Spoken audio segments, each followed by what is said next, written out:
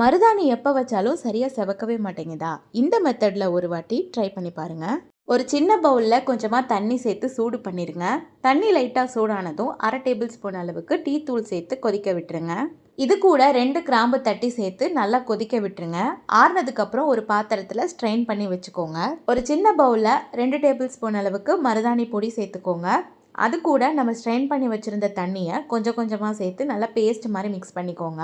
மருதாணி இலை கூட இந்த பொருள்லாம் வச்சு அரைச்சு கூட நீங்கள் யூஸ் பண்ணிக்கலாம். மருதாணி ரெடி ஆயாச்சு. இப்போ நம்ம கையில் வச்சிடலாம். கையில் வைக்கிறதுக்கு முன்னாடி 2 சொட்டு தேங்காய் எண்ணெய் சேர்த்து கையில் அப்ளை பண்ணதுக்கப்புறம் மருதாணி வச்சிங்கன்னா உங்களுக்கு கலர் வந்து நல்லா பிடிக்கும். உங்களுக்கு பிடிச்ச டிசைனில் மருதாணி வச்சு நல்லா காய விட்டுருங்க.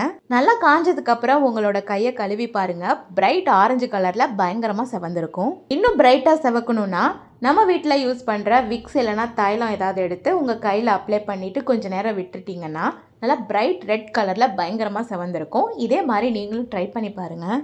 வீடியோ பிடிச்சிருந்தா லைக் பண்ணுங்கள். இதே மாதிரி நிறைய வீடியோஸ் அண்ட் டிப்ஸ்க்கு நம்மளோட சேனலை சப்ஸ்கிரைப் பண்ணிக்கோங்க.